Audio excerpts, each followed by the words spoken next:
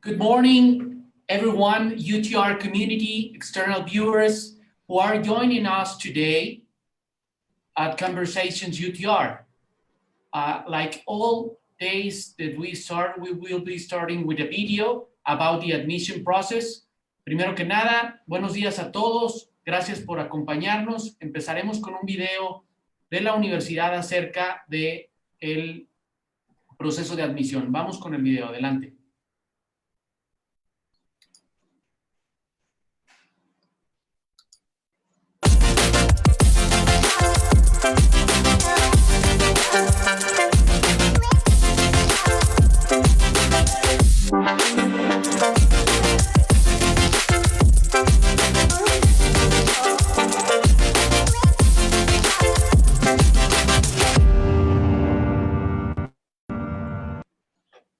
Good morning, everyone.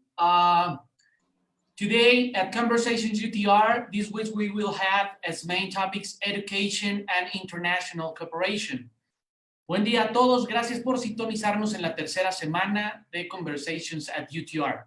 Los temas que tocaremos esta semana engloban principalmente la educación y la cooperación internacional. Ambos de ellos son de suma importancia en base al entorno global que vivimos hoy en día.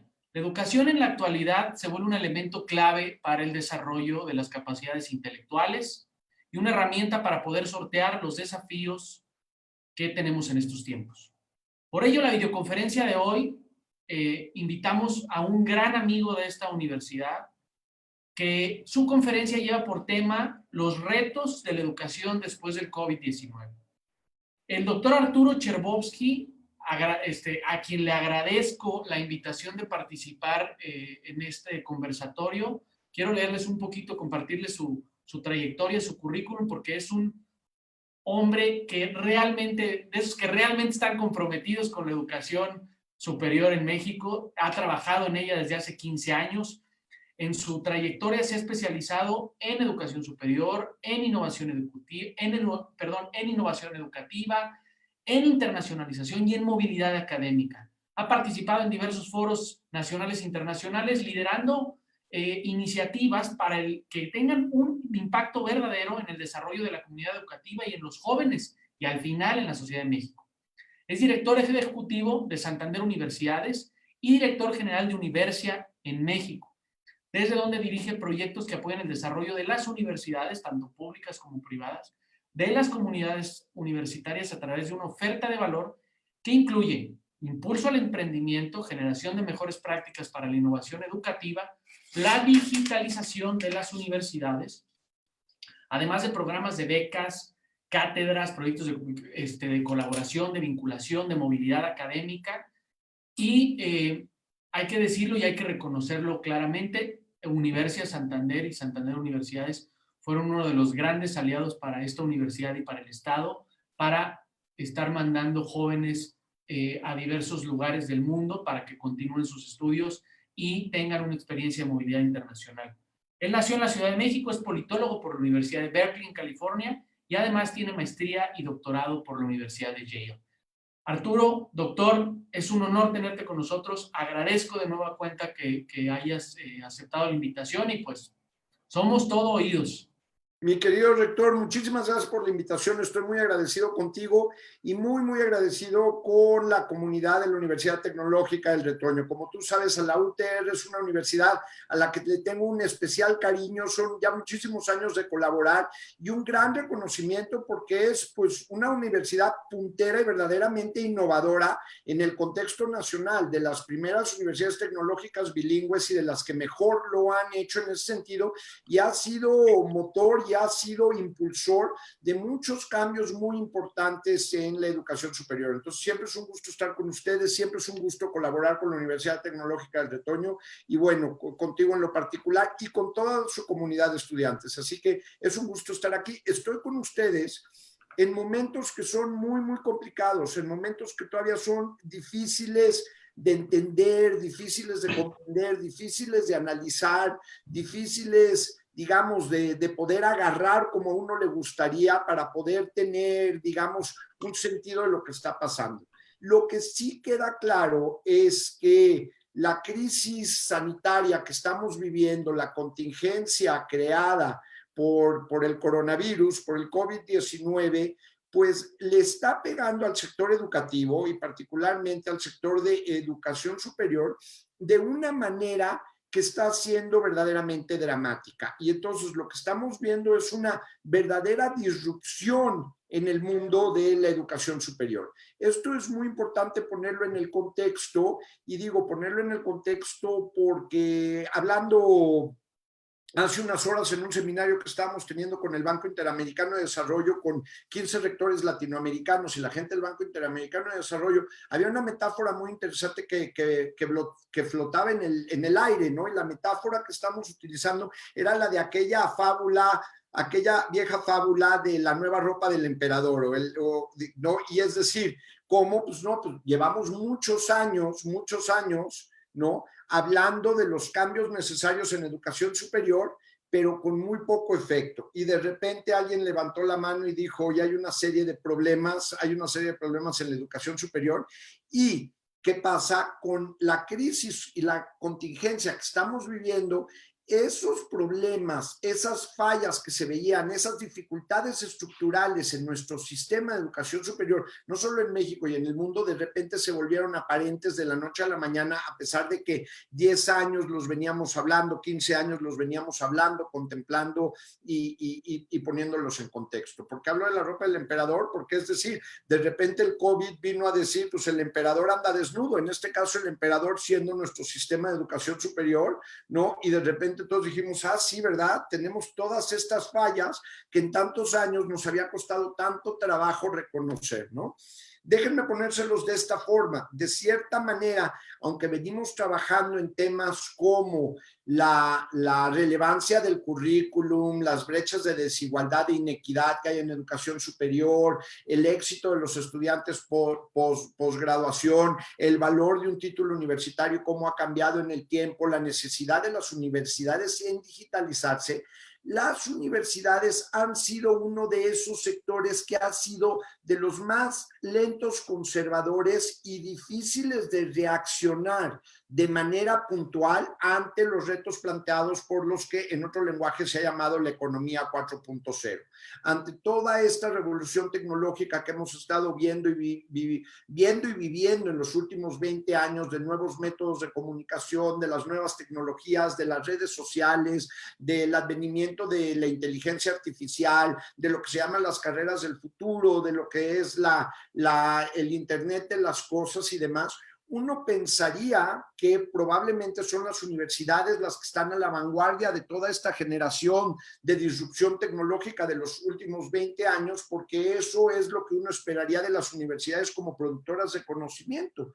Pero no, la verdad es que las universidades han sido verdaderamente resistentes a todos estos cambios, ¿no? Que les digo de nuevo, por economía del lenguaje podemos decir llamada la revolución económica 4.0. Y las universidades han sido resistentes porque las universidades tienen una historia que no es de los últimos 20 años o que ni siquiera es de los últimos 100 años, donde las universidades entraron en un periodo de, digamos, de democratización y ampliación de la cobertura a poblaciones más altas. No, las universidades como hoy las conocemos son instituciones que siguen siendo remanentes de un mundo medieval. Estamos hablando de que Salamanca cumplió hace 2 años 800 años y la Universidad de París cumplió 1000 años y que se debaten que cuál es la más antigua. Son instituciones, las universidades, como las conocemos el día de hoy, que han sido instituciones con una larga historia, una larga trayectoria y que en esa larga historia y trayectoria, aunque no lo crean, se han vuelto como instituciones sociales, sí, muy importantes, estoy abocada a ellas, las quiero de corazón, pero que son en su forma operativa instituciones relativamente conservadoras y difíciles de cambiar en su operación interna. Entonces, se abre con todos los cambios que implican las nuevas tecnologías, con los cambios que implican las nuevas dislocaciones y disrupciones causadas por esta economía 4.0, revolución económica 4.0, se generan una serie de retos para la educación superior que no empiezan el día que nos mandan a todos a la casa por el tema del coronavirus, sino que empiezan hace 10 o 15 años y que habían sido muy difíciles para las universidades de adoptar, procesar, integrar y en vez de ser, digamos, que los objetos de un cambio que se les viene de afuera para adentro, pues tomar el liderazgo y volverse la vanguardia de esos cambios, ¿no? Sino todo lo contrario, resistentes a esos cambios. Y de repente llega el coronavirus. ¿Y qué pasa con el coronavirus? Pues todas estas cuestiones que empezábamos a ver de los sistemas de educación superior que tenían que empezar a cambiar, de repente se vuelven temas de crisis. ¿Qué tenemos que hacer? De repente todos nos tenemos que ir a nuestra casa, ¿no? Y las universidades tienen que encontrar una forma de mantener una continuidad a distancia para poder sopesar los tiempos de la contingencia y ver qué es lo que pasa mientras lo están haciendo. Y lo que hemos visto son resultados verdaderamente dramáticos que apuntan a una serie de debilidades estructurales que la crisis ha desnudado. Por eso, de nuevo, la metáfora de la nueva ropa del emperador. ¿Cómo qué tipo de problemas hemos estado viendo? Primero que nada, y esto es importantísimo que lo tengamos claro porque nos da un marco de referencia que nos ayuda a entender lo que está pasando ahora y también las oportunidades que se abren a futuro, porque no quiero ser netamente pesimista y mandarlos deprimidos a su casa después. Aquí al final, aunque no lo crean, va a haber un mensaje de optimismo y un mensaje de optimismo donde creo que ustedes como estudiantes de la Universidad Tecnológica del Retoño son actores clave, pero para llegar a eso hay que entender lo que está pasando y entonces este marco de referencia es muy importante. Lo que las universidades están haciendo ahora, y estoy hablando de la Universidad Tecnológica del Retoño, estoy hablando de la UNAM, estoy hablando del Tecnológico de Monterrey, pero también estoy hablando de Cambridge, Harvard o Yale, la situación no es muy distinta entre las universidades. Lo que estamos haciendo ahorita, aunque se ha llamado educación a distancia o educación en línea, no es educación a distancia o educación en línea, es una cosa muy distinta, es educación remota, enseñanza remota de emergencia.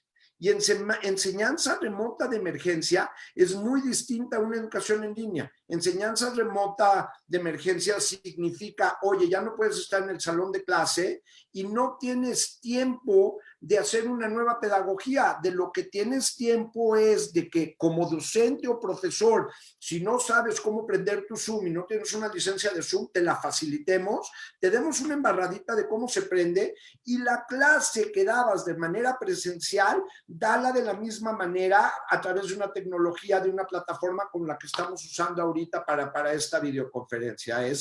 Prende, pero no cambia el contexto formal, no cambia la profundidad propia de la pedagogía que se usa, sino lo que se hace es, se habilita una plataforma para dar continuidad a un semestre que de otra forma se hubiera perdido y lo que es enseñanza remota de emergencia, que es lo que estamos haciendo todos en este contexto universitario. Ahora, no estoy siendo crítico de esto, hay que reconocerlo. Las universidades, las mexicanas, la Universidad Tecnológica del Retoño, pero todas las universidades en México y todas las universidades alrededor del mundo que tuvieron que tomar decisiones muy rápido en el marco de una semana de cerrar por una contingencia de salud que ponía en riesgo la vida de toda la comunidad universitaria, pues han hecho un trabajo heroico para poder en serio cumplir con los requerimientos mínimos que sí tiene la enseñanza remota de emergencia, para poder de repente habilitar miles de horas de clase aula en plataformas como Zoom y poderlo hacer de una forma que pues haya, aunque sea el mínimo aceptable de ancho de banda, el mínimo aceptable de licencias, el mínimo aceptable de conectividad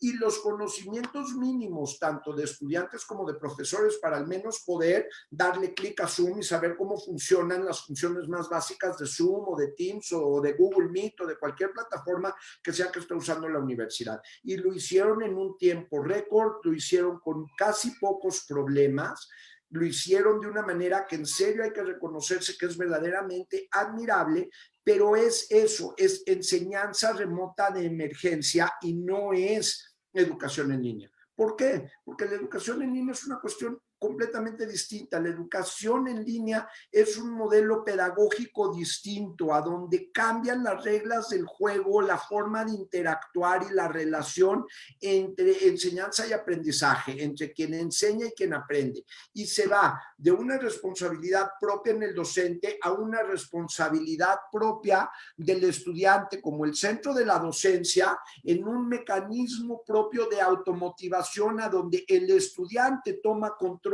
de su propia educación, se responsabiliza por su propia educación, y el tema no es de lo que le dicta el profesor, sino de la forma en que el estudiante que quiere aprender interactúa con una serie de conocimientos que están a su disposición en diferentes medios digitales y distantes, para hacerse cargo de una manera relativamente autodidacta, pero sí muy autorresponsable, autocentrada, de su propio aprendizaje.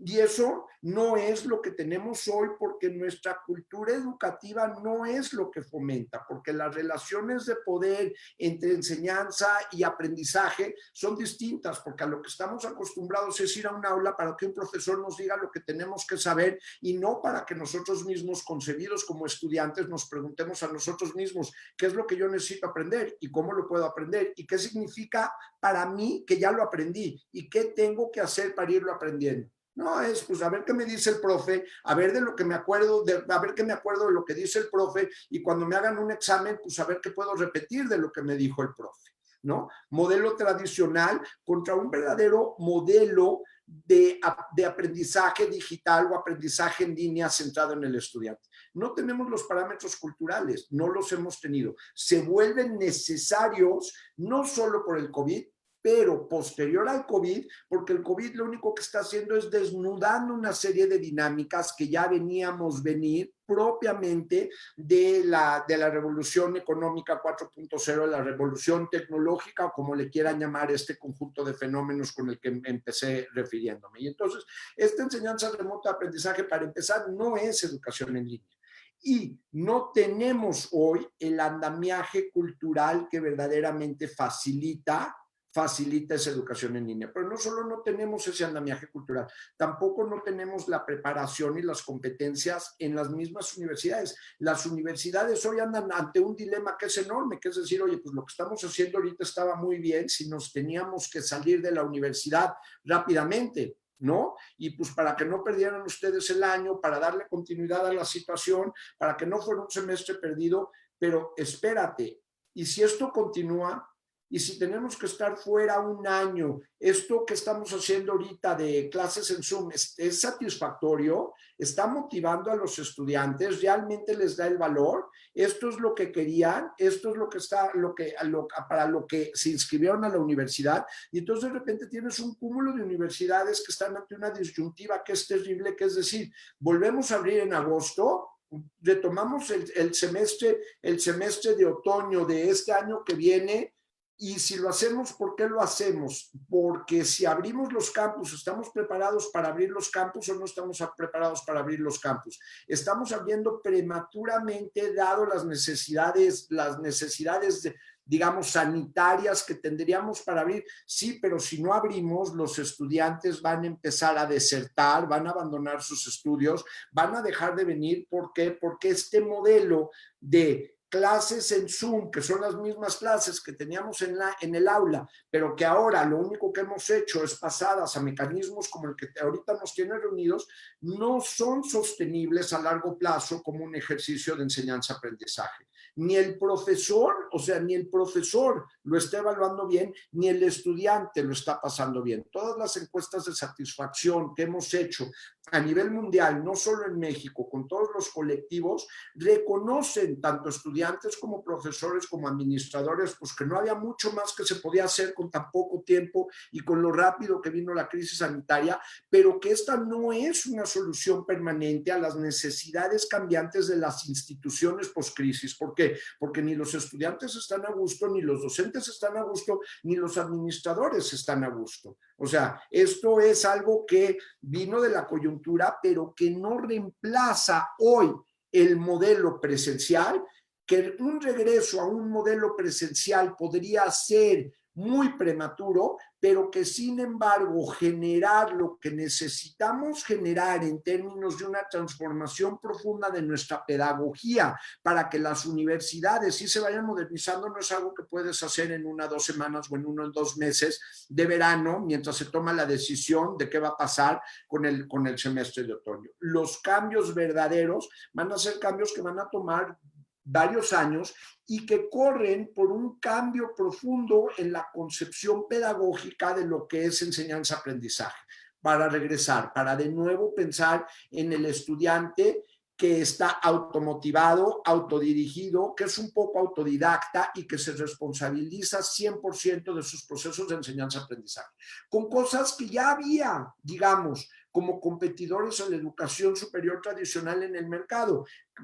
Educación por competencias, microcredencializaciones, badging, o sea que en vez de tomar una carrera y sacar un título de licenciatura, pues tú vayas tomando aprendizaje para toda la vida y los cursos poco a poco que necesitas para tener una vida plena y llena y que cada vez que necesites estudiar, pues tú puedas conectarte a una plataforma y encuentres los recursos que necesitas para entender las competencias que necesitas en ese momento, ya sea en tu vida laboral o en tu vida personal, ¿no? Para tu satisfacción como ser humano o para tu continuado avance como un profesional con ánimos de crecer y desarrollarse en su carrera.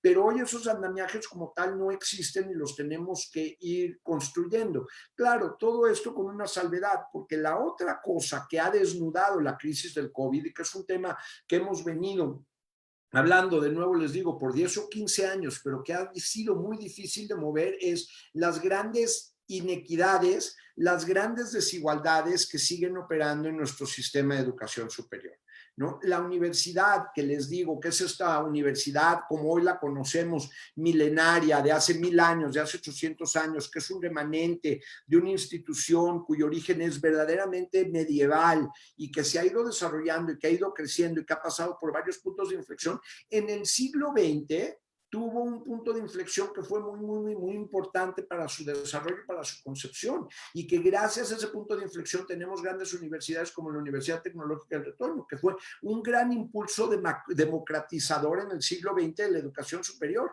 Previo al siglo XX la educación superior era un tema de las élites.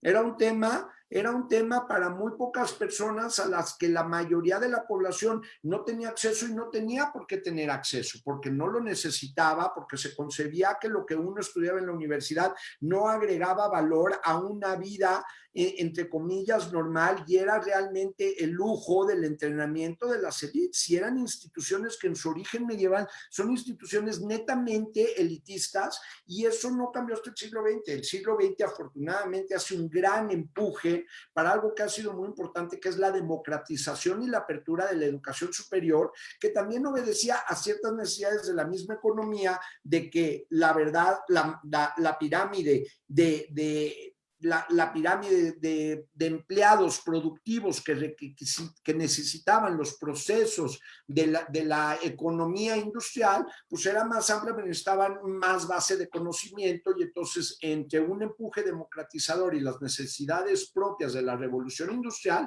pues hubo un gran empuje de democratizar las universidades. Y en el siglo XX creció la cobertura de forma absolutamente espectacular, de una forma no vista, y particularmente en países como México en los últimos 20 y tantos años. Y aún así tenemos un déficit de inclusión en educación superior.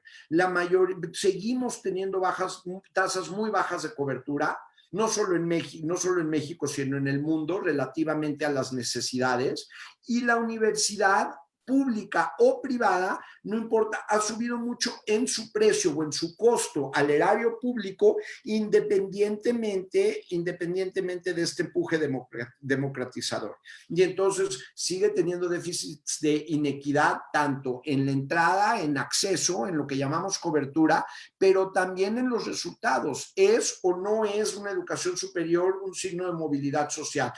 Te da acceso a diferentes visiones que no teníamos. Gran medida en el siglo XX logramos que sí, en parte del siglo XXI esos modelos empiezan en cuestión. Y ahora con la ola de COVID, esto de nuevo se vuelve muy aparente. ¿Por qué? Porque de repente todos estamos conectados en remoto, pero ¿qué sucede? No todos los estudiantes del mundo en educación superior y en todos los niveles educativos pues tienen la misma capacidad de conectividad, ni siquiera el ancho de banda, el acceso a la tecnología, el acceso a estas tecnologías, y la conectividad no necesariamente es un bien público y es un bien abierto. En muchos lugares, para poderte conectar a esta conferencia tienes que estar pagando dinero, la gente tiene que estar pagando dinero para el ancho de banda que consume para poder tener sus clases en Zoom, y no todos tienen ni el acceso, ni la conectividad, ni la tecnología. Entonces se desnuda de nuevo una brecha de inequidad que ya sabíamos que estaba ahí, que tenía que ver con la cobertura, pero que la movida a distancia hace mucho más aparente. Déjenme ponérselo de esta forma, ¿no? Porque también se pone en cuestión quién es el estudiante tradicional, ¿no? Se piensa que el estudiante tradicional es un joven de 18 años con relativamente pocas obligaciones, que sigue viviendo con sus papás y que sus papás se encargan de su manutención y de su vida y de que coma y de que tenga dónde dormir mientras estudia. Pero con la democratización propia de la educación superior en el siglo XX, ese modelo de estudiante ha cambiado. La mayoría de los estudiantes que hoy tenemos en países como México son personas que en un mismo momento estudian, trabajan y pueden ya hasta ser responsables de una propia familia, pueden ser ya padres o madres de familia. Imagínate entonces lo que ha venido a ser esta crisis de la distancia en los modelos de educación remota, de enseñanza que estamos teniendo ahorita. Si eres un estudiante que al mismo tiempo estudias, trabajas y eres responsable de una familia, ¿no? No, pues hace 3 meses al menos al hijo lo mandabas a la guardería. ¿Qué creen? Las guarderías están cerradas, ¿no? Tienes demandas de tu trabajo que confluyen con esto, y de repente estás en casa, no tienes conectividad, tienes la responsabilidad de tener una familia, y ahora sí, conéctate a conferencias por Zoom 5 o 6 horas al día, a ver si puedes. Pues, ¿qué está pasando? Que no está funcionando. Y lo mismo les pasa a los docentes universitarios. Tampoco no están necesariamente pudiendo con la crisis. Entonces, ¿en qué estamos ahorita? No es un panorama alentador en lo inmediato. Empieza a haber ciertas revelaciones que hay que tener en cuenta, porque no sabemos qué va a pasar en el sistema educativo mexicano y cómo se va a comportar la pandemia en el sistema educativo mexicano. Pero déjenme ponérselos de esta forma. Ayer la Universidad de Cambridge, una de las viejas universidades emblemáticas de origen medieval, de élite, a la que yo hacía referencia hace unos minutos, ayer anunció la Universidad de Cambridge que se mantendrá en modalidad a distancia, haciendo enseñanza remota de emergencia y viendo cómo la enriquece hasta al menos el verano del 2021. ¿No? Esta es una de las grandes universidades de élite, pero ¿qué creen? Una de las grandes universidades emblemáticas de la democratización de la educación superior del siglo XX, el Sistema Estatal de California, una universidad, un sistema de más de 40 y tantos campus con más de 500,000 estudiantes en el estado de California, ayer también anunció lo mismo. Se mantendrá cerrada hasta el verano del 2021. ¿Por qué? Porque no tienen las condiciones propias para un regreso, ¿no? Habiendo dicho eso, entonces, ¿qué sigue? ¿Sabemos si vamos a abrir o no vamos a abrir? ¿Sabemos si abriendo vamos a tener que regresar? La verdad es que hoy los expertos universitarios no lo sabemos, ¿no? Por más que el rector está haciendo un trabajo heroico para darles una especie de certidumbre en lo que sigue, el mismo rector no lo puede garantizar. Pero ¿qué sí podemos hacer? Porque les dije que no iba a ser netamente pesimista y que quería acabar esta plática rápida para abrirlo a una sesión de preguntas y respuestas, y que esto sea un verdadero conservatorio en una nota optimista. Como toda crisis, y la palabra crisis lo denota en sus orígenes griegos, crisis es también oportunidad. Y lo que esto nos está abriendo ahorita es, sí, el panorama inmediato es desolador, pero el panorama futuro puede ser muy alentador, y depende de gran medida de todos ustedes. ¿Por qué? Porque hay algo que es muy claro. Justamente hoy lo que la universidad necesita, siendo la Universidad Tecnológica del Retoño, o siendo la UNAM, o siendo el Tecnológico de Monterrey, o siendo el mismo Cambridge, Yale o Harvard, o la universidad de referencia que ustedes quieran hablar, la universidad en su concepto, lo que hoy necesita es reinventarse. Y reinventarse no es decirle a los profesores pues que se vayan a su casa y que abran el Zoom. Ese no es un reinvento. Lo que hoy sí tenemos que hacer es pensar en nuevas formas de aprender los saberes, las competencias que son las propias competencias de una buena educación universitaria. ¿Cómo como estudiantes podemos nosotros aportar ese cambio? ¿Cuál es mi responsabilidad en este cambio? Yo como estudiante que independientemente de la contingencia no me quiero tirar al vacío, que quiero tener un futuro y que lo quiero construir, ¿qué hago en términos de tomar hoy control de mi propia educación? ¿Es tomar control de mi propia educación, conectarme a Zoom y tener una mala experiencia, una experiencia que no es muy grata? ¿O es hoy mi deber empezar a pensar qué hago yo para seguir aprendiendo independientemente de esto? ¿Y cómo generalizo esos modelos de aprendizaje para compartirlos con mis compañeros, inclusive con mis mismas autoridades universitarias, para que juntos vayamos pensando en la universidad post-COVID? Lo que queda claro es el mundo universitario está ante una gran disrupción. Las universidades no van a ser las mismas. Las universidades no van a ser las mismas, pero hoy todavía no tenemos construido ese andamiaje de cambio. Hay líneas sobre las cuales empezar a pensar, lo que ya les decía, un verdadero aprendizaje a distancia, que es muy distinto de la enseñanza remota que ahorita están recibiendo, ¿no? La generación de una pedagogía real centrada en el estudiante, la posibilidad de estudios que estén más centrados en las necesidades individuales de cada uno de ustedes y visto como educación en el transcurso de toda la vida, no solamente como ya tuve el título y ya me voy, sino toda la vida un aprendizaje constante en todos los momentos de la vida. Esas cosas están abiertas y del lado institucional que está, pues habrá que repensar todo el modelo, digamos, económico-político, porque las finanzas, ni públicas ni privadas dan. Va a haber una severa crisis económica en las universidades. No quiere decir la muerte de las universidades, quiere decir que las universidades van a tener que pensar cómo financian clases, cuánto cobran, cuánto pagan, en qué usan los recursos, cómo usan los recursos, un replanteamiento, digamos, del modelo económico-político de la universidad. Eso está abierto, y ese modelo de cambio económico político se vertebra a través de cosas como la flexibilización curricular, ¿no? La educación por competencias, la educación centrada en competencias y cuestiones muy importantes, por ejemplo, para una universidad como la Universidad Tecnológica del Retoño, que es empezar a pensar en la internacionalización en casa, la e-mobility, como así le llaman, cómo hago movilidad, pero hago movilidad a distancia con verdaderos objetos de aprendizaje, y una nueva pedagogía que verdaderamente esté centrado en todos ustedes, en la que ustedes mismos participen a crear. Yo con esto paro por ahorita y bueno, con gusto de abrir un diálogo con todos ustedes. Muchas gracias, doctor. Pues sin duda, hay que, como tú dices, hay que reconocer primero que pues esta crisis sí representa oportunidades, pero también que pareciera ilógico que nos agarra mal parados a todos, y que vamos a enfrentar pérdidas de conocimientos, de algunas experiencias, pero que tenemos que ver cómo sí, ¿no? Entonces, yo creo que podemos ir abriendo.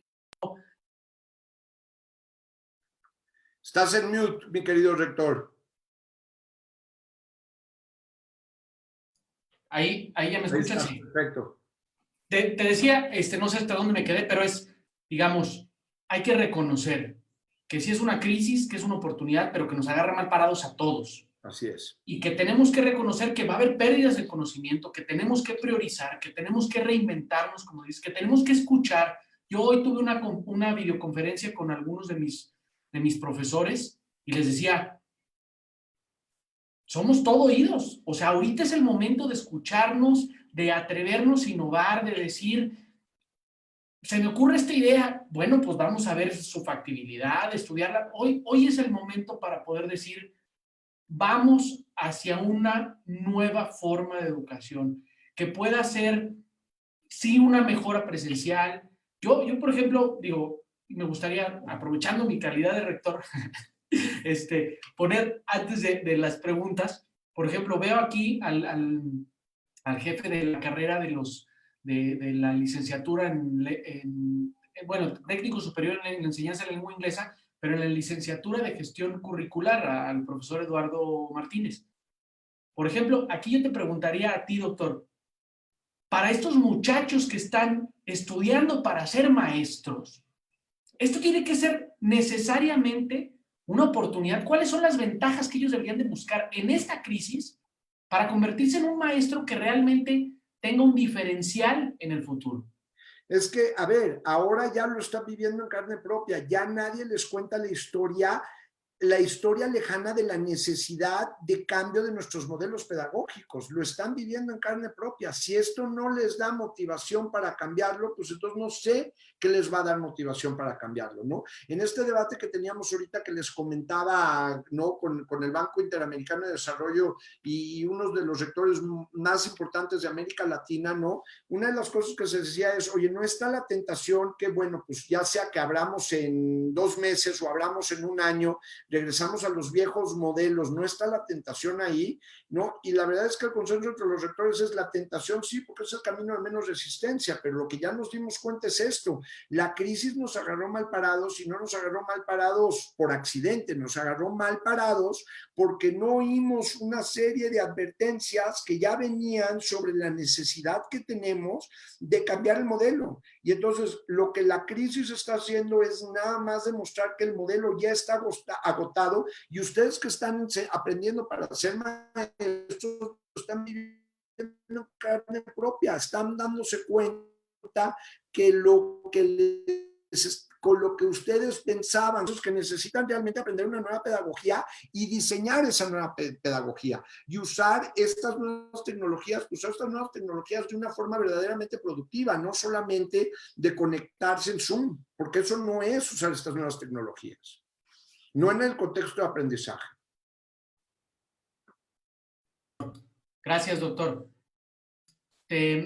Bueno, voy a empezar a dar la palabra aquí a los que la están solicitando. Los que quieren solicitarla, por favor, levantan la mano aquí en la plataforma y voy a empezar aquí con el profesor José Molina, que tiene una pregunta y ahorita pasamos también a las que estamos recibiendo en redes sociales.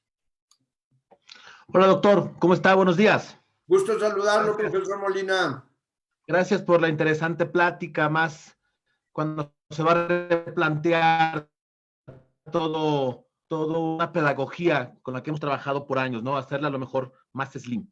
Pero usted hablaba al principio sobre motivar, sobre trabajar con alumnos motivados. Déjeme decirle que eso no es complicado, doctor.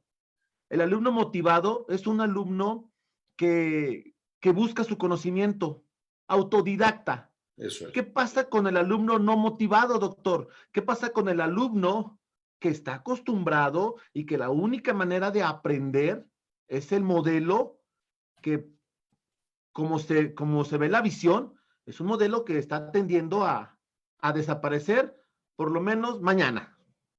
¿Qué pasa con Gracias, esto? profesor Molina. Creo que es una gran pregunta, pero me hace pensar en el viejo dilema de qué es primero, el huevo o la gallina. Y te explico por qué.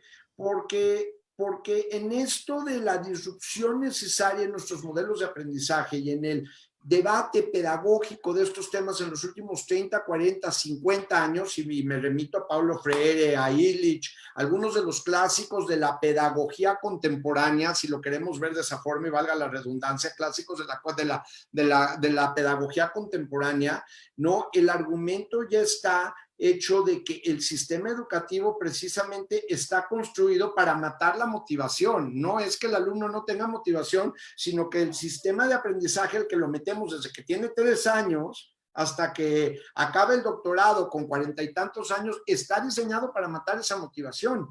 Y esto no es nada más decirlo como una crítica al aire, pero lo hacen a través de una observación profunda y de una serie de experimentación científica real en modelos de desarrollo psicomotor.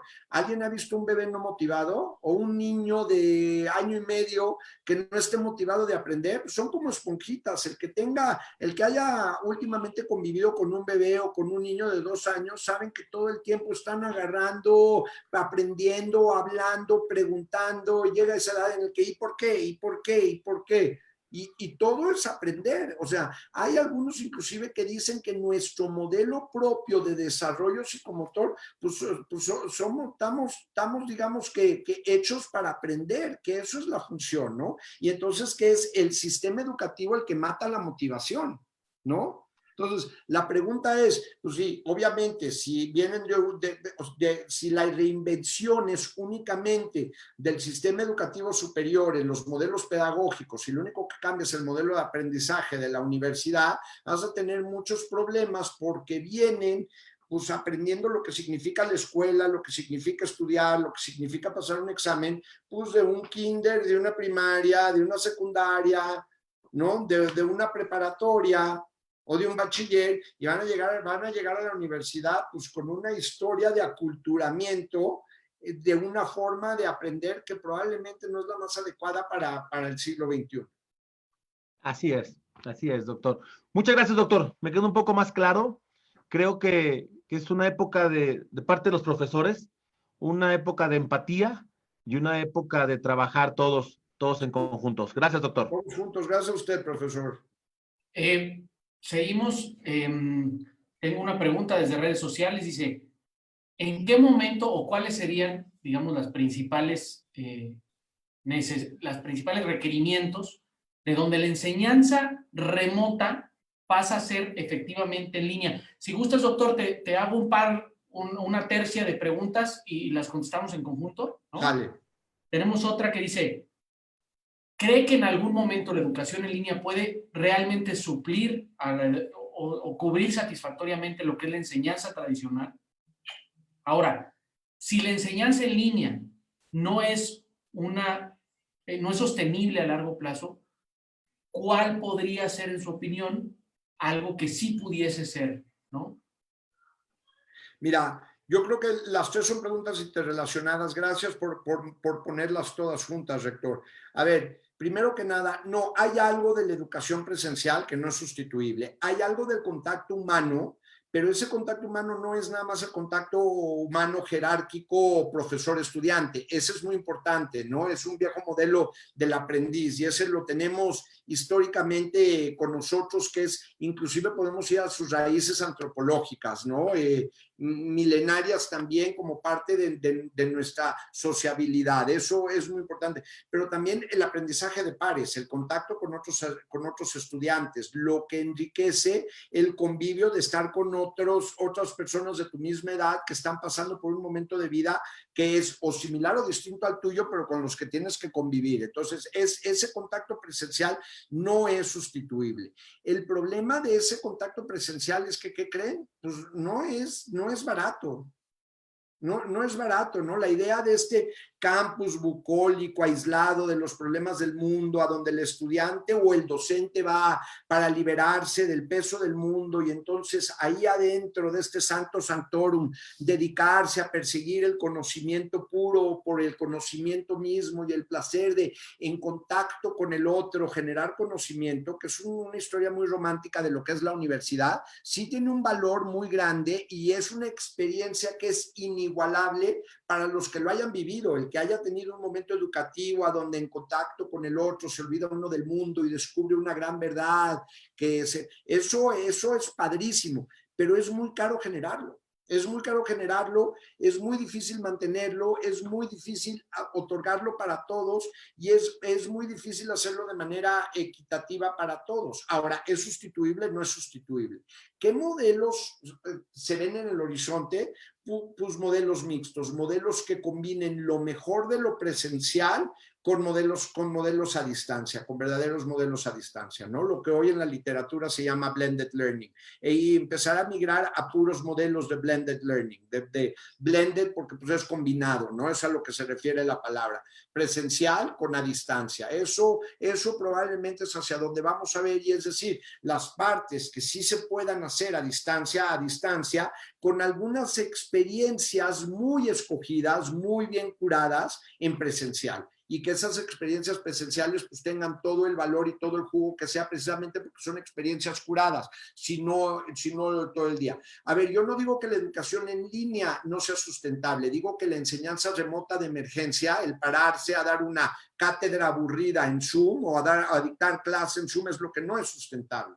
¿Y qué es lo que tiene que ir sustituyendo poco a poco a la enseñanza remota de emergencia? Verdadera educación en línea, la construcción de objetos de aprendizaje digitales que se vean en pantalla, que realmente sean interesantes, motivantes, que tengan que capturen la atención, la imaginación y también la interacción de todos ustedes, que no es lo mismo que ver a una cabeza hablante como la mía en Zoom 4 o 8 horas al día. Es algo muy distinto. Y les voy a dar, y porque esto también es terrorífico, porque tiene que ver con el modelo, les voy a dar el equivalente, un objeto en línea que captura muchísimo la imaginación de todos ustedes, son los videojuegos.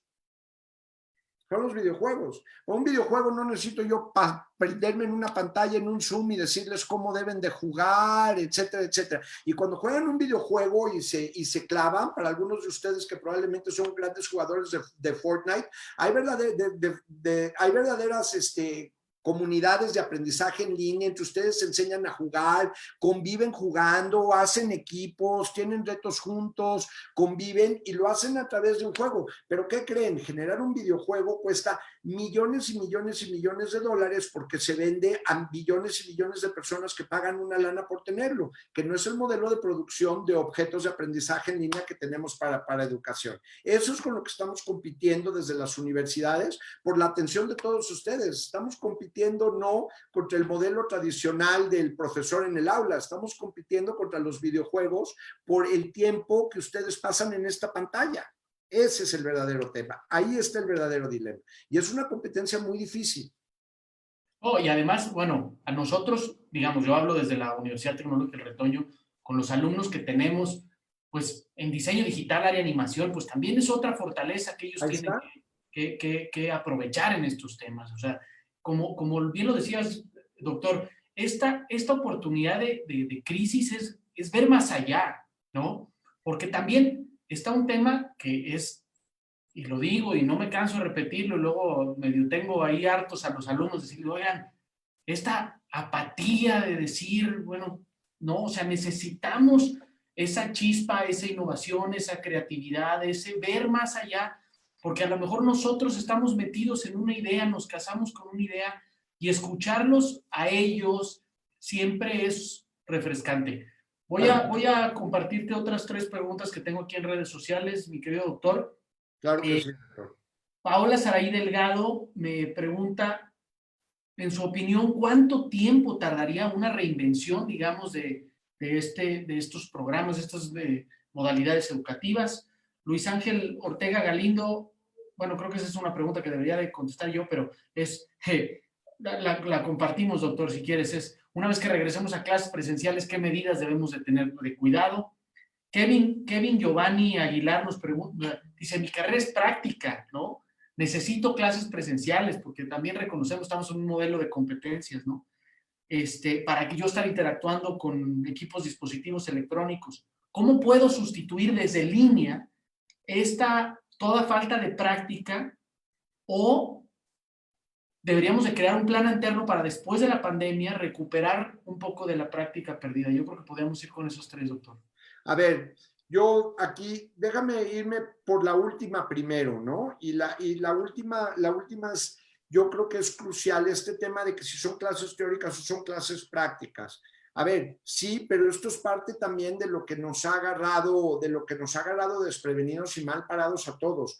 La capacidad de simuladores avanzados que hay entre realidad virtual y modelos de machine learning, inteligencia artificial, no las hemos sabido aprovechar bien en la educación superior. Perdón, pero hoy los astronautas no practican para ir al espacio yendo al espacio, los meten a simuladores y son simuladores que simulan hasta las condiciones. No estoy diciendo, son carísimos y no estoy diciendo que todas las universidades podrían haber hecho mucho, pero esas tecnologías se han vuelto cada vez más prácticas y más baratas y digamos, proporciones guardadas. Ya hay proveedores, inclusive hasta comerciales, de una serie de simulaciones que ya se pueden hacer a distancia, inclusive para cosas prácticas. O te la pongo de otra forma, ¿no? Porque yo esto lo oigo mucho cuando hablo con gente del campo de la medicina. Oye, ¿qué pasa con los estudiantes de medicina que no pueden hacer sus prácticas de anatomía, etcétera, etcétera, etcétera? A ver, la telemedicina ha avanzado un montón. ¿Por qué es que los practicantes más avanzados están haciendo operaciones remotas, pero tú como estudiante de medicina no tienes acceso a esa tecnología? No es porque no exista, es porque el modelo económico no ha dado para hacerlo. Entonces, al final de cuentas, es un tema de nuevo estructural de la preparación que han tenido en nuestras universidades para ir adoptando las tecnologías que les permitan, ¿no?, que la parte práctica de tu carrera y de tu enseñanza tenga un equivalente remoto, que no tiene que ser necesariamente presencial y que no hemos sabido aprovechar. ¿Cuánto tiempo tarda? Mira, a ver, afortunadamente no estamos en ceros. O sea, sí ha habido en los últimos 10, 15 años, mientras se ha ido abriendo y creciendo este debate sobre el estado actual de la educación superior y si tiene que cambiar y demás, sí ha habido modelos alternativos y proveedores alternativos que se han ido desarrollando. Hay toda una industria de lo que se llama EdTech, ¿no? Y es tecnología aplicada a la educación. Y hay proveedores que tienen una serie de soluciones, todas son perfectibles. Yo aquí no vengo a anunciar ninguna y a decir esta es la buena o compre con este proveedor, pero afortunadamente no estamos en ceros. Hay soluciones en el mercado, nada más que hay que ir trabajando con ellas, irlas integrando e irlas aprovechando e irlas refinando y perfeccionando, porque todavía no están en el mejor de los estados, precisamente porque ha habido una resistencia muy grande de las universidades de adoptarlas, porque las han visto como competencia en vez de verlas como complemento transformacional, ¿no?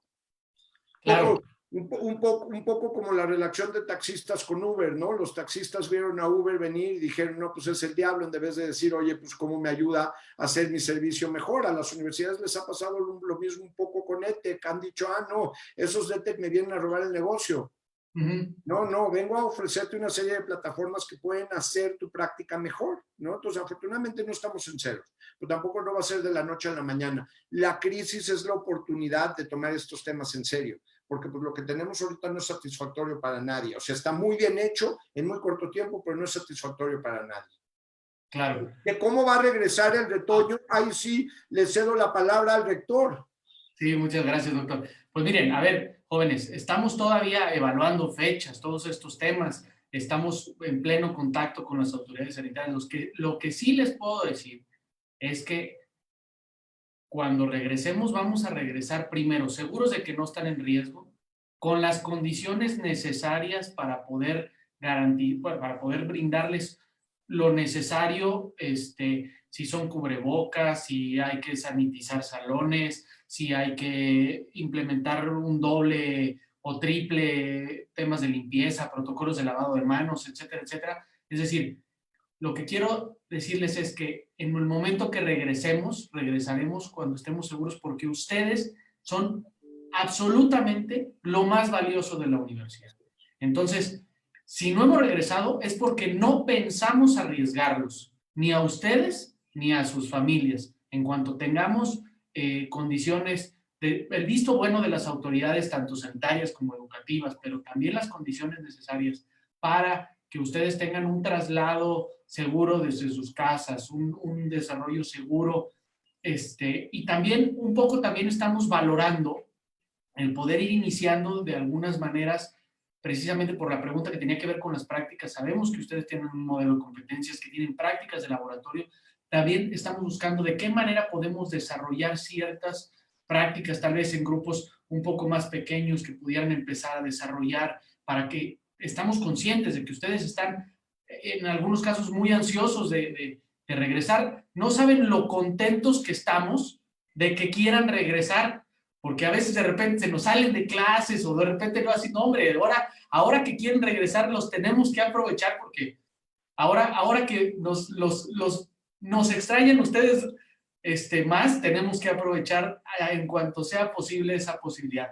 Doctor, le voy a dar la palabra aquí a Ludwig Ortega, que tiene una pregunta.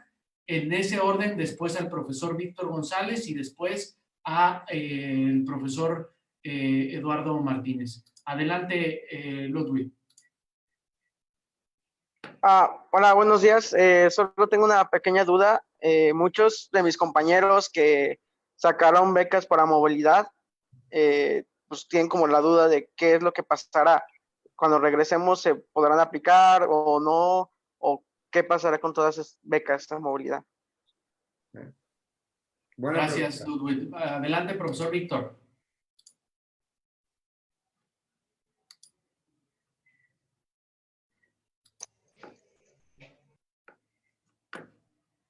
Buenos días, doctor. Excelente presentación. Básicamente dos preguntas sobre el tema. Yo diría que esta no es una época de cambio, sino es un cambio de época, para empezar. Segundo, en la situación, el COVID nos ha desnudado, pero en muchos aspectos. La educación no es único. Nos ha desnudado en el aspecto económico, en el aspecto social, en el aspecto de la industria. Los modelos tal como los conocemos van a cambiar de manera radical. Ante esta situación tan complicada, ¿cómo abordar el cambio en el proceso educativo, los métodos educativos, con tantas variables que tienen que atenderse de manera simultánea y que están de manera muy correlacionadas con el aspecto económico, recursos, crecimiento económico, falta de recursos por parte del gobierno, de los gobiernos estatales y federales, etcétera? ¿Cómo abordar esta situación tan compleja? Gracias. Si quieres, vamos contigo, doctor, y luego vamos con Eduardo. A ver, rápidamente a Ludwig, va a depender a hoy todas las instancias que por mucho tiempo nos dedicábamos en gran medida a dar becas de movilidad, hoy las tenemos suspendidas y las tenemos suspendidas porque no hay manera de garantizar su ejecución y no hay manera de garantizar su ejecución por varias cuestiones, ¿no?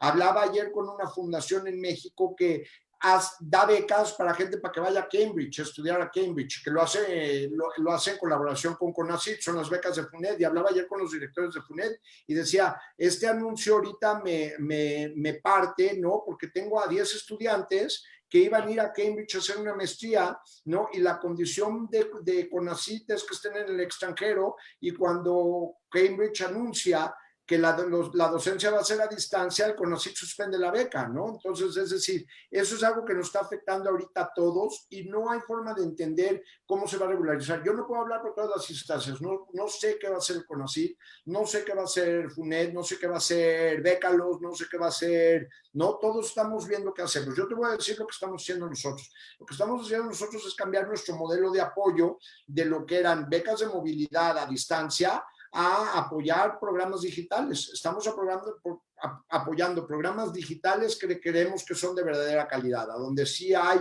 objetos de aprendizaje bien desarrollados, a donde sí hay una medición del impacto, a donde sí hay un modelo de evaluación, y inclusive entre esos estamos apoyando modelos de aprendizaje que tienen que ver con modelos de colaboración internacional, a donde puedes estar en una misma aula de ejercicios prácticos con estudiantes de diferentes países del mundo o con profesores de diferentes países del mundo, ¿no? Lo que hoy se llama e-mobility, y a donde creemos que el modelo es bueno, porque hoy no podemos garantizar que una beca de movilidad que otorguemos se va a poder usar o no se va a poder usar, y no tenemos el horizonte de tiempo. Tampoco no los podemos ir guardando y haciendo una ronchita para decir si un día se regularizan los flujos, pues ese día soltaremos la lana, porque mientras tanto no estamos participando en el cambio, nos volveríamos estorbos. Nosotros estamos migrando todos nuestros programas de apoyo a programas de apoyo digitales.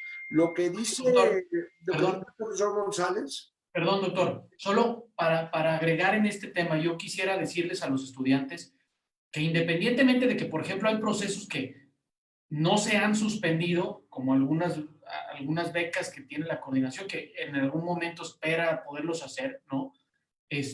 También decir que, por otro lado, aliados como Santander nos han compartido diversos programas a los que nosotros ya dijimos, oye, estos son los que podemos acceder porque pues, son el corte de la universidad, nos interesa, tienen una parte de aportar al idioma, a la educación, y que serán compartidos con ustedes estudiantes para que puedan buscar acceder. O sea, hay que decir que en este caso Santander ha sido un gran aliado, como lo dice él, estamos buscando opciones, y aquí hay que decirlo, no solo con Santander, tenemos explorados otros tipos de programas que a lo mejor no son de desarrollo, digamos, de movilidad física, ¿no? Como lo que decías, doctor, e-mobility, de acreditación de competencias muy claras desde otras universidades, de otras plataformas de educación, de convivencia o de educación a distancia, inclusive de algunos procesos de investigación antes de graduarse, de los que ya les hablaremos en poco tiempo,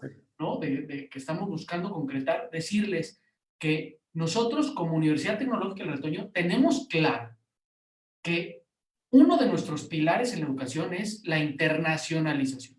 Eso es. Pero la internacionalización no solo se da cuando te ponen un sello en el pasaporte y te vas a otro lado. No, hay distintos tipos de internacionalización. Y como lo comparte el doctor, pues tenemos, digo, si de repente una universidad como Cambridge te dice no voy a aceptar que venga alguien, o una universidad como en Canadá, pues se sale de nosotros. O sea, lo importante es que también podamos valorar que distintos tipos de experiencias pueden aportar a esta visión global y pueden aportar a este tema de movilidad o de idea de internacionalización. Perdón por la interrupción, doctor. No, gracias, rector, por la precisión, es muy importante, yo regreso a ella. Desde Santander Universidades no vamos a dejar de apoyar a los estudiantes con una serie de becas y programas de apoyo, pero sí estamos cambiando lo que significa, porque de nuevo empezamos también a ver, y es una de las cosas que se ha desnudado, y el rector ahorita lo dijo claramente, es una de las cosas que se ha desnudado, que es decir, internacionalización no es equivalente a movilidad tradicional de me voy 6 semanas o 6 meses a otra universidad y regreso. La internacionalización es más profunda y se puede dar por medios muy distintos, y entonces estamos viendo cómo poco a poco vamos migrando nuestros programas para apoyar con programas de calidad, la mayoría de ellos digitales, otra visión de la internacionalización, ¿no? Y ahora regreso rápidamente a los comentarios del profesor Víctor González. La verdad es que lo aprecio mucho, sí, es complicado y todos estamos peleando por una cobija que parece que no alcanza porque hay muchísimas necesidades. Se la pongo al revés al profesor. La necesidad de reinventarse es tal que precisamente por tantas necesidades sociales lo que está en juego es la viabilidad económica de la universidad como tal, tanto en su modelo de financiamiento público para las universidades públicas como para las universidades privadas. Las universidades privadas ahorita están sufriendo en el sentido de que no saben si van a tener pagos de colegiatura, retornos, deserción brutal y de plano no van a una resistencia enorme a reenrolarse, y entonces si no se reinventan, no tengan o no tengan los recursos para hacerlo, lo que está poniendo en juego es su posibilidad de tener recursos a futuro. Pero lo mismo está pasando en la universidad pública, donde los recortes presupuestales son brutales en todo el espectro de la universidad pública en México, no importa si es la Universidad Autónoma Estatal o si estamos hablando de la Universidad Tecnológica, a todas les han pasado recortes presupuestales brutales por esta misma necesidad, y justamente lo que parte de la reinvención es el modelo económico de la misma universidad, porque el modelo actual, tanto público como privado, está agotado. Muchas gracias, doctor. Le voy a pedir al profesor Eduardo Martínez que por favor nos comparta su pregunta. Buenas tardes, Arturo. Nos hemos enfocado en hablar sobre la educación superior, pero dentro de esta situación que estamos viviendo, ¿qué nivel educativo o qué sector de la educación debería tomar un mayor rol de liderazgo para que después de esta educación remota de emergencia no regresemos a los modelos tradicionales, sino se comience a transformar más la educación, porque ya tenemos encima la revolución industrial? Profesor Martínez, una gran pregunta. A ver, yo no soy experto en otros niveles educativos, no soy experto ni en básica ni en media superior. La verdad es que mi campo profesional y donde me siento cómodo moviéndole hablando es educación superior. Pero algo sé de hablar con otros expertos, colegas nuestros que están trabajando estos mismos temas en otros sistemas educativos, y es esto, que si ahorita vemos una crisis de desnudamiento en la educación superior, el nivel básico y el nivel de media superior están pues digamos que al cubo de la crisis que nosotros en las universidades estamos teniendo. Se están padeciendo unos problemas gravísimos de conectividad, de comunicación, de mantener a los estudiantes involucrados. Por ejemplo, ahí el papel que juega el padre de familia pues es mucho más importante que en la universidad, al menos con universitarios. Estás hablando de mayores de 18 años, pero imagínate en primaria cuando estás hablando de niños de segundo, de tercero, que solos no pueden prender su propia computadora, tener acceso a internet, que no pueden a veces hacer la misma tarea y a donde el padre se ha tenido que convertir de repente en profesor, ¿no? Inclusive los que tenemos niños chicos en casa lo vemos. Yo le digo a veces a mi mujer, y se lo digo de broma, que está ganándose su afiliación al CENTE con S o al CENTE con C, dependiendo de su visión ideológica, ¿no? Pero que ha hecho tantos pininos educando, asumiendo parte de la responsabilidad de lo que la escuela no está pudiendo hacer ahorita, haciendo educación en casa, que está lista para ser docente de primaria, ¿no? Ahora, se lo digo de broma, pero te habla de una condición que es real y crítica y muy severa en los niveles básicos y media superior, que están teniendo muchos problemas y probablemente hasta más profundos que las universidades. Eso ni hablar. Ahora, en ese contexto, ¿quién debe tomar el liderazgo? Yo sigo pensando que las universidades como productoras de conocimiento, ¿no? Se cree o se asume en viejos modelos que la primaria y la secundaria son instituciones de enseñanza, pero no de generación de conocimientos. Yo creo que los nuevos modelos deben de venir de la universidad y de ahí irse,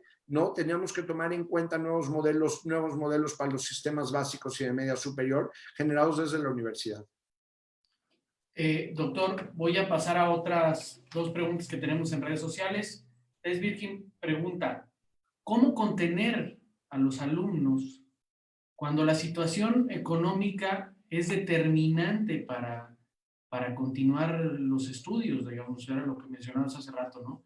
Y tengo otra aquí, dice, digamos, este reto, ¿cuál sería el reto de las universidades? Digamos, de mantener la propia supervivencia, colegiaturas, viabilidad económica, frente a realmente dar el paso a transformarse completamente. A ver, voy a la primera. Ante la necesidad económica hay un poco que se puede hacer. Punto. ¿No?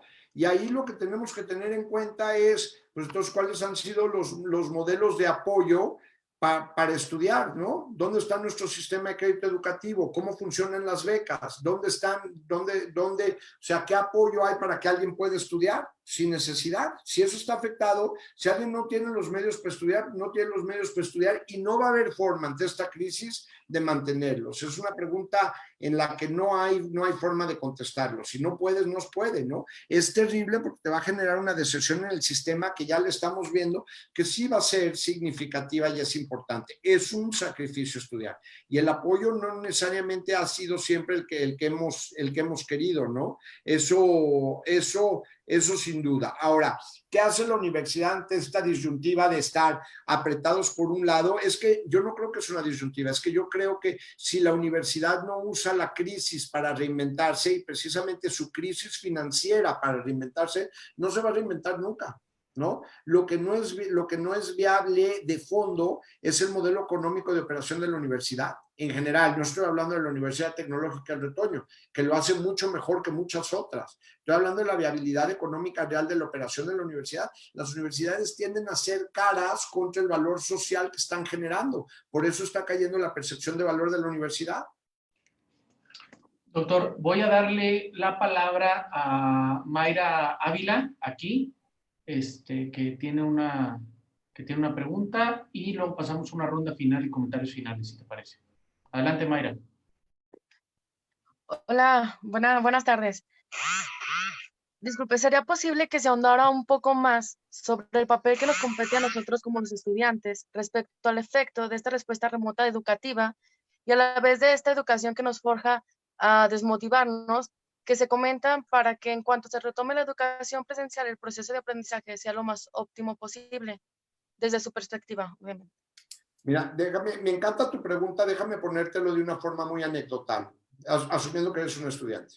Estás en casa, llevas 4 o 5, como estamos muchos de nosotros, ya 10 semanas en casa. Hace 6 o 7 semanas empezaste a conectarte a Zooms en internet con el profesor, que lo que hace es repetir la cátedra que tenía, y en esto no es culpa del profesor, ¿no? Y es cansado, es difícil y demás. ¿Cuánto de eso has tratado tú de averiguar o investigar por fuera? ¿Cuánto te metes tú con un tema de algo, algún comentario? Probablemente la docencia en Zoom te parece intolerable, pero el profesor dijo una palabra o dijo un concepto que me interesó muchísimo. Y entonces, ¿cuánto estás haciendo cuando te desconectas del Zoom para tú investigarlo? Para tú ver si hay cursos abiertos gratuitos sobre ese mismo tema, si hay MOOCs que tú pudieras estar tomando para profundizar en ese tema, si hay literatura en ese tema que a ti te interesa, la conozca o no la conozca tu profesor. Por decir, oye, pues esto es algo que a mí me interesa, o es algo que compete a mi vida, o es algo que va a hacer mi vida mejor. Y entonces no es responsabilidad de mi profesor si abondó en el tema o no ando en el tema, no es responsabilidad del profesor si la comentó bien o no. A mí me llamó la atención, ya sea como persona o como profesionista en desarrollo, y entonces yo ahorita, inclusive cerrado aquí, metido en la computadora, en vez de quejarme de lo aburrido que es el Zoom, voy a buscar a ver yo qué encuentro de este tema. Y voy a ver si hay un grupo en redes sociales que esté discutiendo este tema. Y voy a ver si hay alguien que está haciendo algo en este tema. Y bueno, la verdad es que la mayoría de ustedes como estudiantes hoy no lo hacen. Y eso sería, de una forma muy anecdotal, tomar responsabilidad de tu propia educación. ¿Dónde está la curiosidad que tenías cuando tenías 3 años y si algo te interesaba, tus papás te tenían que jalar para que lo dejaras de hacer y hasta te tenían que regañar? Y hoy algo te da curiosidad y dices, ay, sí, pero qué flojera, pues si el profesor no lo comentó más y esto no va a estar en el examen, entonces ¿para qué lo aprendo? ¿Te llama la atención? Cuando se apague el Zoom, que tienes que cumplir con el Zoom, pero cuando se apague el Zoom, métete tú a investigarlo, a ver qué encuentras. Y te vas a dar cuenta de repente que hay cursos gratuitos sobre ese mismo tema de las mejores universidades del mundo, que hay ejercicios prácticos que ya están en internet, que sí hay objetos de aprendizaje, los conozca o no los conozca tu profesor, pero no es responsabilidad de tu profesor, es responsabilidad tuya. Y si no empezamos a aprender eso culturalmente y asumirlo culturalmente, pues entonces sí no va a jalar. Claro. A ver, me gustaría hacer, para cerrar hoy, un ejercicio diferente al resto de las conversaciones. Me gustaría preguntarle a ustedes, alumnos, al menos, o si alguien quiere participar desde Facebook y eso también, pero a ustedes que están aquí conectados, hoy en día, escuchando lo que nos compartió el doctor Chertovsky, su visión de experto en temas de movilidad, en educación superior, en innovación educativa, hoy ustedes, ¿qué cambiarían? ¿Qué le proponen a la universidad para mejorar esta temporalidad?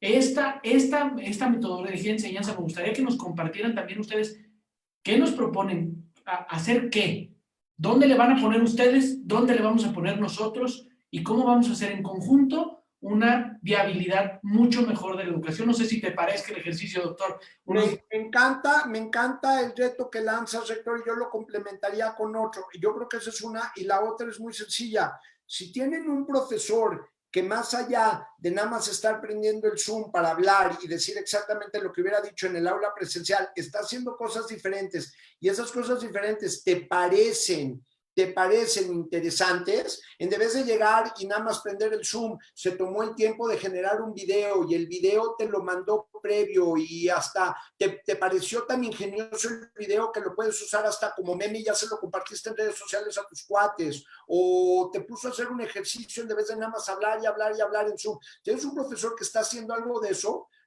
uno, reconócelo, y 2, también compárteselo al rector. Yo diría que son los 2 retos. Identifica lo que ya están haciendo tus profesores, que es distinto que solo prender el Zoom, y también ustedes propongan qué les gustaría ver.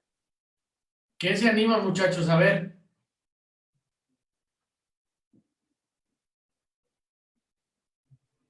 Órale, muchachos.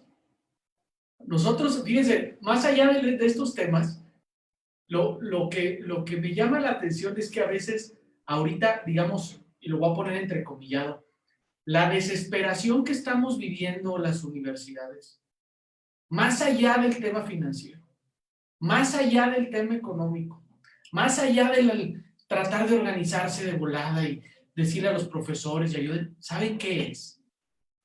Es de repente la apatía que les damos. Y lo digo así, donde, oigan, estoy esperando, tengo toda la fe en ustedes de que lo que no pudimos arreglar nosotros, lo que no pudieron arreglar mis padres, lo que no pudieron arreglar nuestros abuelos, ustedes son el futuro de la universidad, de las profesiones, de la innovación, de los maestros, los que están enseñando técnico superior en lengua inglesa van a ser los futuros maestros.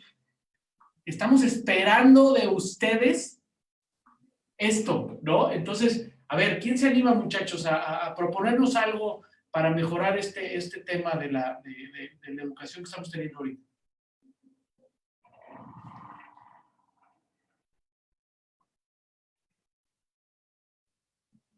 Se quedaron sin sonido, doctor. No, mira, no pasa nada, hay que pensarlo y no necesariamente tener que responder a bote pronto, pero yo sí invitaría a todos los que están participando, ya sea ahorita en el Zoom o por Facebook, que te hagan llegar sugerencias y que también te hagan llegar reconocimientos de algunos de sus docentes que están haciendo cosas distintas en el aula, porque los docentes también pueden, le pueden meter algo de creatividad a esta práctica remota de enseñanza remota de emergencia. Pueden estar preparando previo sus participaciones en Zoom y estar generando sus propios objetos de aprendizaje. Entonces yo haría ambas y diría, no respondan a bote pronto, piénsenlo, pero que sí te lo hagan llegar. Pues mira, aquí hay, no digo, solo para reconocer a quien que se animó a alguien en Facebook, dice Isabel Rivera, dice, yo busco una dinámica nueva, dice, yo quiero una calidad en la enseñanza. Me refiero a que se preparen las clases, que los profesores no se la pasen hablando y preguntando si hay dudas, que no sea un traslado de nada más conectarnos de manera diferente. Aquí esta es una sugerencia, Isabel, y la tomo, me la llevo como reto para hablarla con los profesores y ver cómo vamos innovando para los temas. Doctor, pues hemos llegado al fin del tema. Yo no sé si quiera cerrar algún tema como concluir, Oye, pero quiero nada más agradecer la oportunidad. O sea, podríamos seguir hablando de esto horas, días y meses y seguramente lo vamos a seguir haciendo en distintos foros. Yo nada más regresaría a decir, a ver, es un momento muy difícil para el cual están pasando, por el cual está pasando la educación superior. Y es un momento muy difícil para ser estudiante, pero también es un momento de grandes oportunidades. Y digamos que el futuro va a ser de aquellos valientes que lo tomen. Exactamente. Muchas gracias, doctor. A todos, muchas gracias por conectarse, estudiantes, maestros, a la gente que nos vio en redes sociales, a la gente que se conectó desde otros lados de la República. Doctor, gracias, de verdad un honor que participe. Muchas gracias a toda la comunidad de la Universidad Tecnológica del Retoño, en serio se les aprecia muchísimo. Y gracias por ser un gran aliado de esta universidad y de la educación en el país. Eso hay que agradecérselo y reconocérselo a quienes verdaderamente dejan la camiseta por tratar de mejorar la educación en este país. Muchas gracias. Gracias a ti, rector, y a toda la comunidad. Que estén muy bien. Que estén muy bien, los esperamos el viernes. No bajes la guardia y cuídense mucho, por favor. Sí, cuídense todos. Los esperamos el viernes en la siguiente conferencia. Va a estar Jacobo Pombo, que es el líder del Foro Mundial de Líderes Jóvenes desde Santander. Es un tipazo, ¿eh? Un tipazo. Y recuerden, stay safe and proudly UTR. Que estén muy bien, hasta luego. Gracias.